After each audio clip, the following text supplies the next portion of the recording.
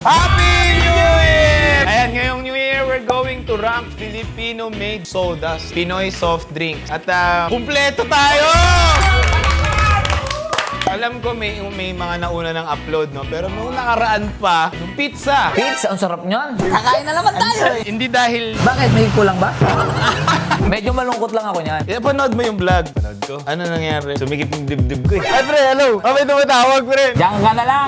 Parang gusto ko ng panulak. Tama, ngayon, hindi kami masyadong ma-soft drinks. Yung totoong expert, nagbibideo ngayon. Unahin natin, RC Gagan! Hey! Alam ko may trivia dyan eh. Kasi alam ko, hindi siya dito ginawa. Sila pala ang nag-start ng Incan. Uy! Ang kaso, hindi sila yung nagwagi. RC Cola is a classic American cola brand with a unique, clean taste and rich history which is manufactured and distributed in the Philippines by the fully Filipino-owned ARC Refreshments Corporation. Siguro kaya lang siya nagmukhang dito kasi pangmasa siya. Kasi sabi, mas mura siya sa Coke. Tsaka pre, ang gaganda ng mga commercial nito. Sila ba yung nauna? Yung tinanggal yung... Hindi man siya atin, parang kinonsider na rin naman. Kahit nga by sa street language nga. Oh, RC. Quiet muna. Quiet. Spirit check. Alam ko, in-adjust yung lasa nito. Bakit? Yung umpisa kasi nito, sobrang tamis eh. Totoo ba? Hindi, alam ni Happy yan. Ang RC ba, ano? Part ng ARC? Okay. Cheers. Ay, Refreshing. Mas matamis nga siya sa Coke. Pero hindi siya ganun kataas yung spirit niya. Ang soda ata acronym eh. Hangus ata siya sa sodium carbonate. Wow, science na yan kita. At alam nyo ba, noong unang lumabas to, ang pag-introduce sa kanya, medicinal. Kaya pala hindi nagkakasakit yung tropa ko, no? Same sa sigarilyo, di ba? Di ba yung sigarilyo nun? Iba yung promotion nun? Parang okay daw. Huwag kayong magbibisyo, ha? So, ang mga nagyoyosi lang dito ito eh. Sino sa tingin nyo ang nagyoyosi dito? Lasa, okay naman. medyo malapit siya sa Coke. Tingin mo, pre, kung magre-recommend ka sa foreigner, nagtanong siya, anong pwede kong itry dito? RC. Ikaw, P. Pop Cola. Wala nang pop cola, gunggong. Actually, pop cola, yun atin daw talaga. Rank, saan nyo ilalagay? Sa akin siguro, Bimuna. Ako rin, ibibi ko muna. Ako, A ako. Ako, A. Ikaw, expert. Ay, di ka, ha? Estirang dila niyan eh, pagdating sa soft drinks. Ilagay mo natin ang RC Cola sa B! Okay, next! So, ang citrus is alternative daw for Sprite. Sino dito yung mahilig talaga sa Sprite? Ako. Yung lima, ikaw mas. Ako talaga. May Sprite ako pare. So, yung mga mahilig sa Sprite, tignan natin ha. Spirit check. Wala. Tikman natin. Hindi, amuin ko muna. Para sa mga nag-i-Sprite, Ay, kaamoy. kaamoy ng Sprite. Ayon sa sa research, ang citrus daw dati, ang labanan nila is scent. Para silang perfumery. Cheers! Para siya Sprite pero toned down. Suabe. Parang S nga to sa akin eh. Pwede rin pang cocktail. Yung mga soft drinks na 12 ounce contains of 39 grams of sugar. So parang 90 spoons. So, saan nyo irarank? Ipapasok ko muna ng A. A ako, pare A. B. S ako dito. Ako, A. Lalagay namin ang citrus sa A! RC's root beer. Pero ang sarap niyang root beer, lalo pagka may vanilla ice cream. Ay, oo nga, pre. Ako, correct me if I'm wrong. Parang dyan nag-originate ang mga float bago sa Coke. Ako, lumaki ako talaga. Hindi ako nag-root beer. Inisip ko nun, pre, nung bata ako, may beer talaga. Oo nga, ganun din yung akala ko dyan. RC's Root Beer. ARC din. Grabe ka, ARC Kunin mo kaya kami. Aman lang. Ayaw niya! Oy! May hangin! Oy! Oh, spirit check. Ganon din, parang yung citrus. Ibang tunog pag sa lata ka nagbukas no? Ang lupit. Ang sarsi ang parang kahawig ng root beer. Root beer? Wala kaming sarsi kasi wala kaming nakita. Pero Kalasa. kalasa. Wala kaming sarsi pero sabi nga, sarsaparilla flavor dahil ang sarsaparilla is a plant traditionally used in tonics. Kaya na sell siya na baka medicinal. Okay naman pala, pero ayoko dati nito talaga. Siyempre, habang tumatanda ka, pumapangit yung lasa mo. Ang pangit ng lasa niya! Bata pa siguro ako. So, saan nyo ilalagay ang RC's Root Beer? Ako letter A. Ako din, letter A. Eh, sa akin. Ako, dahil wala siyang kaagaw, S ako. Ikaw, Kit. A, pwede ako sa A. Ilalagay namin ang RC's Root Beer sa A. Next! So, ang next natin is Zesto Orange. Squeeze. Ngayon ko lang may inom yan. Ako din, first time. Teka lang, nakainom ka na nito? Nakakainom ako nito sa mga laman. Testing. Ganun. Tagal, dami. 1.5 kasi yan eh. Kaya ubusin ni Mags to. Kaya mo yung ubusin? Pero sa bagay, no? Pag unti-unti. Smell check! La! Royal! Medyo ano siya ng konti sa Royal, yung amoy. Zesto Corporation siya. So yung Zesto na naiinom nyo na grapes, apple, orange, yun yung pinanggalingan nito. Tikman natin. Mukhang alternative to sa Royal. Dati nakakainom ka lang ng mga ganito pag may sakit ka.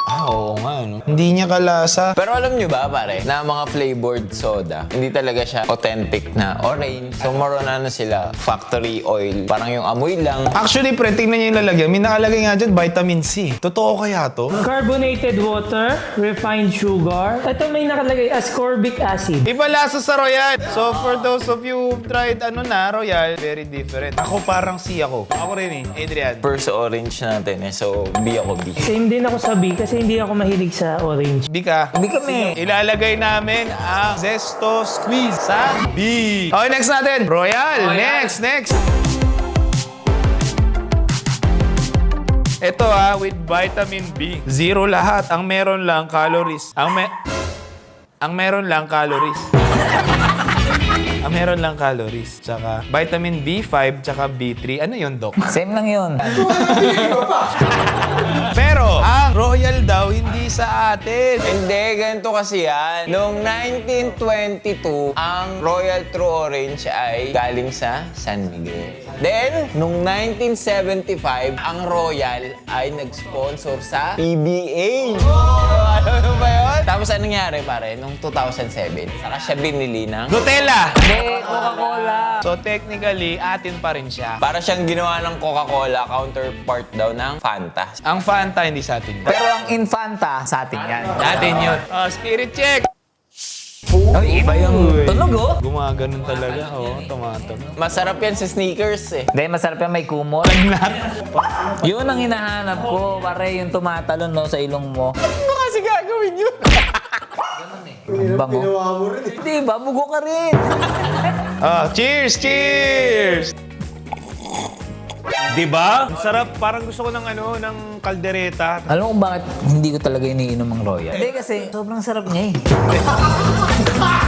Hindi ko kayang pigilan. So, sa lahat na natikman natin as of now, yan yung kaya mong ubusin. Oo. So, A pangalawa ko. B. S2. Dulo lang ako dyan. A dulo. S ako dito. So, lalagay namin ang Royal sa A pangalawa! Next natin, Mirinda. Sa Spain daw to galing. Sa Spain, ang tawag nila dyan ay Esperanto. Ang ibig sabihin ay admirable or amazing. Admirable or amazing. Nag-start siya 1959 sa Spanish. Pinanlaban nila yan sa Fanta. So, ganun kalaki ang kalakas ng Fanta. So, at some point, parang siya ang Coke. Etong Mirinda, binili ng Pepsi noong 1970. Galing ng ginagawa nila, oh. Di ba, pag nilalabanan mo ang Coke, di bawal ka sa bansa nila. So, ang ginagawa nila, binibenta nila yung mismong soft drinks, pero binabago nila ng brand. Para pumasok sa bansa. Walang amoy. Hindi, meron naman. Cheers, cheers! Same siya nung sa Zesto. Wala siyang hagod. Nakatikim na kayo ng carbonated water. Carbonated water. Hey! Anong letter? Ako may B na gano'n eh. B dulo din ako. C ako, hindi siya parang soft drink sa akin. C ako. Bidulo ko, pasi. Ba't hindi mo ba sini? C mo na. Ang Mirinda ilalagay namin sa C! Ang next natin ay Dalandan. Spirit check, Zesto Dalandan, fruit soda with vitamin C 100%. Dami. Amoy dalandan. Yan? Wow!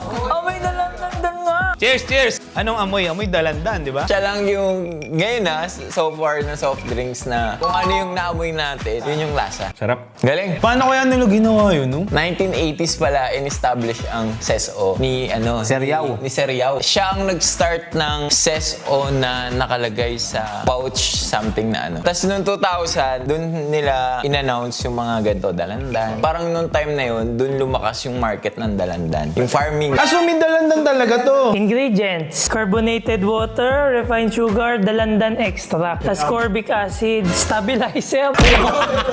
Ano, kamusta naman? Kamusta naman? Gusto sa akin to. May tanong ako, paano nyo butasin yung SESO nyo? Sa puwet. Kaso kasi hindi ko natatayo eh. Hindi ako tumatayo pa rin. Ano ako dito? B, pangalawa. Ako A. I mean, gumamit sila ng dalandan talaga. Ako dyan. S din ako, pre. S din ako dito. A ako siguro, harap talaga. Eh, harap na lang din ako kasi may point yung sinabi nila. Okay, lalagay namin ang Zesto Dalandan sa S! Sesto, kalamansi naman.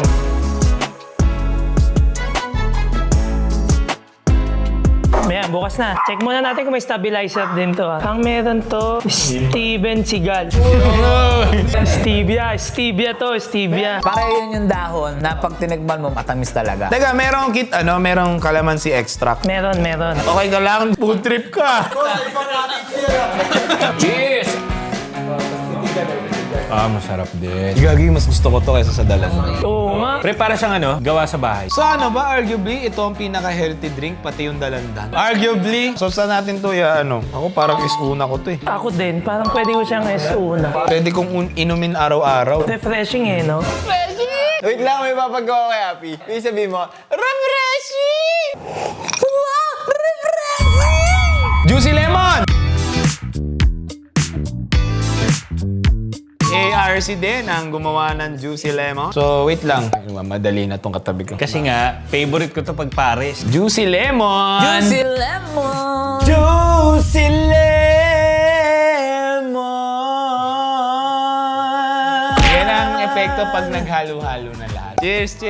Sa last natin na Filipino soda, Juicy Lemon. Na-survive natin. Tamis. Sarap nito, naalala ko yung mga taba ng pares na talagang kinulimbat ko. Hindi ko ma-describe. Para siya nasa gitna ng dalandan tsaka kalamansi. Kayo ba? Kamusta sa inyo? Okay din. Sakto lang to.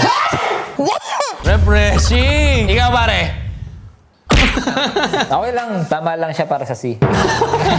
C din ako pre. C pangalawa. Sa akin, A. Pwede ako sa A. Ano ako dyan A dulo. Ikaw Adrian. Kaya ako niyan, Sisi. Si Dulo.